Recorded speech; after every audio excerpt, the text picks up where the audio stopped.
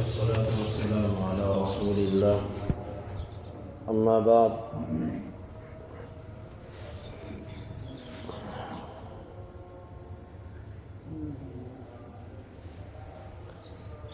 امام بخاری کہتے ہیں ہمیں بیان کیا محمد بن یوسف نے، وہ کہتے ہیں ہمیں خبر دی سفیان نے عمر بن یحییٰ سے، وہ اپنے والد یحییٰ سے، ابو سعید رضی اللہ عنہ سے، وہ اللہ کے نبی صلی اللہ علیہ وسلم سے، آپ نے فرمایا الناس یصعقون یوم القیامہ، لوگ بے ہوش کیے جائیں گے قیامت کے دن، فاکون اول من یفیق، سب سے پہلے جو ہوش میں آئے گا وہ میں ہوں گا، فَإِذَا أَنَا بِمُوسَىٰ آخِذٌ بِقَائِمَةٍ مِّن قَوَائِمِ الْعَرْشِ، اچانک میں دیکھوں گا موسیٰ علیہ السلام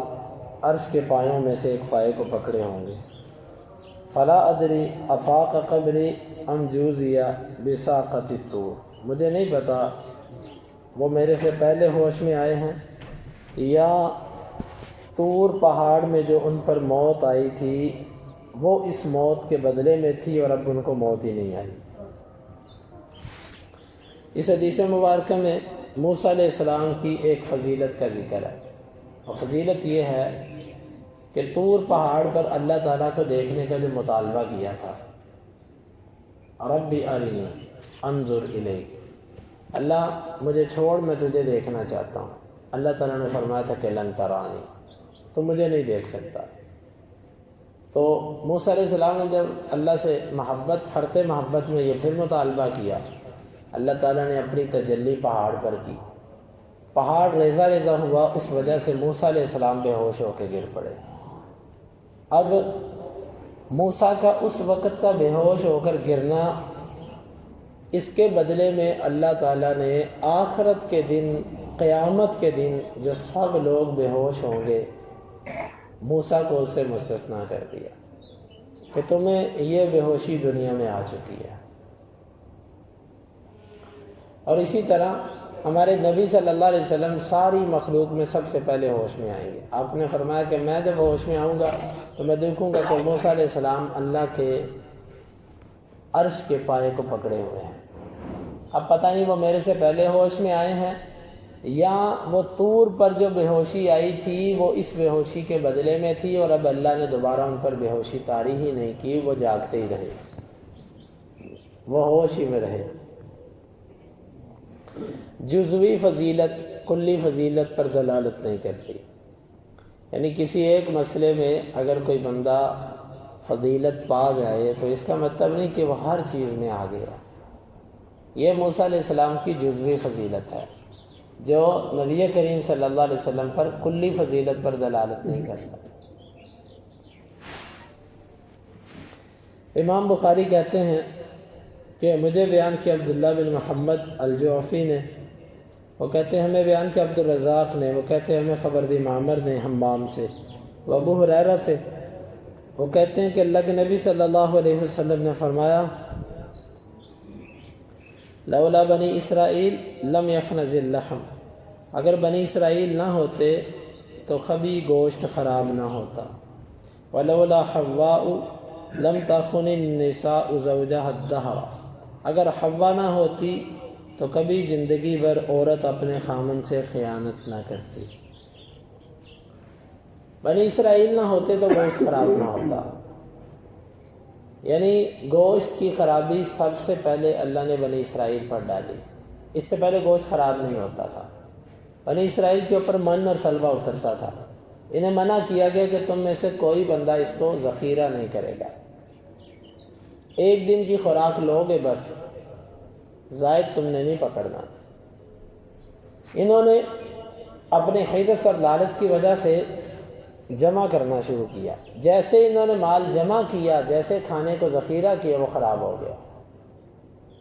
گوشت خراب ہونا شروع ہو گیا۔ اس سے پہلے گوشت کبھی خراب نہیں ہوتا تھا، تو یہ کہا گیا کہ حالانکہ اللہ نے لکھا ہوا تھا تقدیر میں کہ اس وقت سے ایسے ہوگا، لیکن یہاں پر اللہ تعالیٰ نے اس کا ظاہری سبب جو بنے ان کی طرف نسبت کر دی۔ اگر بنی اسرائیل نہ ہوتے تو گوشت خراب نہ ہوتا، اللہ نے تو لکھا تھا گوشت تو خراب ہونا ہی ہونا تھا، لیکن اس کا ظاہری سبب بنی اسرائیل بنے، اس لیے ان کی طرف نسبت کر دی۔ اور اگر حوا نہ ہوتی تو کوئی عورت اپنے خاوند سے خیانت نہ کرتی۔ اس کے دو مطلب اہل علم نے لکھے ہیں۔ ایک اس کا مطلب یہ ہے جو معروف ہے، آدم علیہ السلام کو دانا کھانے پر جس نے اکسایا تھا ابلیس کے بعد، وہ اماں حوا ہیں، ایک قول کے مطابق، کہ حوا نے آدم کے لیے مزین کیا کہ یہ دانا کھاتے ہیں۔ ابلیس نے حوا کو اس بات پر ابھارا، حوا نے آدم کو تیار کیا۔ گویا کہ آدم کو دانا کھانے پر تیار کرنا یہ ایک خیانت تھی اللہ کے حکم میں۔ اس خیانت سے مراد فحاشی بے حیائی نہیں ہے، کیونکہ کبھی کسی، اور یہ ویسے بھی ممکن نہیں تھا، کیونکہ آدم کے سوا تو بندہ تھا ہی نہیں، تو فحاشی کس سے ہوتی؟ تو اس خیانت سے مراد یہی خیانت ہے کہ آدم کو دانا کھانے پر اکسایا۔ لیکن اگر قرآن کو دیکھتے ہیں تو قرآن میں تو دانا کھانے کی نسبت دونوں کی طرف ہے، فَأَكَلَا، پس ان دونوں نے کھا لیا۔ یہ قرآن مجید کے اندر اگر وسوسے کو دیکھیں تو وہ آدم کی طرف نسبت ہے، فَوَسْوَسَ إِلَيْهِ الشَّيْطَانُ، اور ایک جگہ پر آتا ہے فَوَسْوَسَ لَهُمَا، اس نے دونوں کو وسوسہ ڈالا۔ یعنی اس معنی پر کچھ اعتراض آتا ہے، کیونکہ دلیل تو واضح طور پر آپ نے وضاحت نہیں کی کہ خیانت سے کیا مراد ہے۔ یہاں پر آپ نے صرف اتنا کہا کہ اگر حوا نہ ہوتی تو کبھی عورت اپنے خامن سے خیانت نہ کرتی۔ خیانت کیا تھی حوا کی یہ نہیں بتایا آپ نے۔ اب یہ علماء کے اقوال ہیں، تو علماء نے یہ جو قول بیان کیا نا کہ دانا کھانے پر اکسانا آدم کو، یہ خیانت تھی، اس پر اعتراضات ہیں کہ اللہ نے تو قرآن کے اندر دانے کی نسبت آدم کی طرف کی ہے، بلکہ بعض دلائل سے تو یہ معلوم ہوتا ہے کہ پہلے آدم نے کھایا اور پھر حوا نے کھایا، اور یہ بھی آتا وسوسہ دونوں کو ڈالا، تو پھر اکیلی عورت حوا کی طرف نسبت کرنا دلیل کا محتاج ہے، اور دلیل نہیں ہے۔ ہاں یہاں پر کچھ علماء نے ایک دوسرا معنی کیا، وہ معنی یہ ہے کہ آدم نے جب دانا کھانے کا ارادہ کیا تو حوا نے ان کو اس وقت روکا نہیں، خیر خواہی نہیں کی، ان کو کھانے دیا۔ ان کا حق یہ بنتا تھا کہ جب آدم نے یہ فیصلہ کیا تو وہ اپنے اس کو روکتے، جس طرح میاں بیوی ان میں سے کوئی ایک ایسا فیصلہ کرے تو دوسرے کا حق ہے کہ وہ اس کو غلط فیصلے سے روکے۔ تو وہ کہتے ہیں کہ یہاں پر حوا نے خیر خواہی نہیں کی، آدم کا جو فیصلہ تھا، ابلیس کا جو وسوسہ تھا، اس کی موافقت کر دی، روکا نہیں اپنے خامند کو، یعنی خیر خواہی نہیں کی، یہ خیانت تھی۔ اللہ عالم۔ یہ معنی پہلے کی بنسبت کچھ کم ہے، حالانکہ اس پر بھی دلیل چاہیے، دلیل یہاں بھی نہیں ہے، لیکن یہ معنی پہلے معنی سے کچھ کم ہے، کیونکہ پہلے معنی کے اندر تو واضح طور پر ایک عورت کی طرف الزام ہے اور دلیل نہیں ہے۔ یہاں پر اتنا ہے کہ پہلے الزام سے کچھ تخفیف ہے، کچھ ہلکا ہے، تو یہی مراد ہو سکتی ہے، شارحین نے یہی معنی لکھا ہے، اس کے علاوہ اور تو کوئی معنی شارحین نے نہیں لکھا۔ باقی اگر کچھ موجودہ علماء میں سے کوئی اس کے غلط معنی کی طرف جائے تو وہ الگ چیز ہے،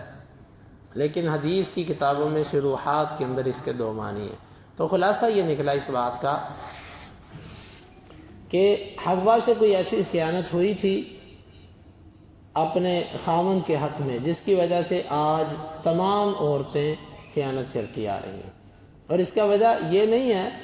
کہ اس کی وجہ سے یہ سب کچھ ہو رہا ہے، مطلب ہے کہ پہل ان سے ہوئی، جس طرح آدم کے بارے میں آتا ہے ناسیہ آدم و فناسیت ذریت، آدم بولا تو اس کی اولاد بھی بولتی آ رہی ہے۔ اب یہ مطلب نہیں ہے ہم آدم کی وجہ سے بولتے آ رہے ہیں، مطلب یہ ہے کہ اللہ نے ہمارے اوپر بھول لکھی ہوئی ہے، لیکن اس میں پہل آدم سے ہوئی، اس کی اولاد میں باقی سلسلہ چلتا آ رہا ہے۔ اسی طرح پہل حوا سے ہوئی اور یہ اس کی اولاد میں یہ سلسلہ چلتا آ رہا ہے۔ جس طرح کہ یہ بھی آتا ہے کہ حوا نے سب سے پہلے روئی تھی، چیخی تھی، تو یہ کہا گیا کہ تو چیختی ہے اور روتی ہے، تیری بیٹیاں بھی جو ہوں گی وہ چیختی چلاتی رہیں گی۔ اسی سے عورتوں کے اندر یہ بیان کرنا، یہ رونا، یہ چیخنا، یہ وہیں سے چل پڑا۔ اللہ عالم بالصواب۔ یہ تاریخ کے اندر ایسی بہت ساری چیزیں ہوتی ہیں، لیکن تاریخ کی ساری باتیں لینے والی نہیں ہوتی جب تک کوئی نہ کوئی تائید نہ مل جائے۔ اللہ رب العالمین سے دعا ہے اللہ تعالی ہمیں کتاب و سنت کے سمجھنے کی اور اس کے تقاضوں کو پورا کرنے کی توفیق عطا فرمائے۔ اللہم انفعنا بما علمتنا وعلمنا ما ينفعنا وزدنا علما وآخر دعوانا ان الحمد للہ رب العالمین۔ حدیث نمبر 3398 اور 99۔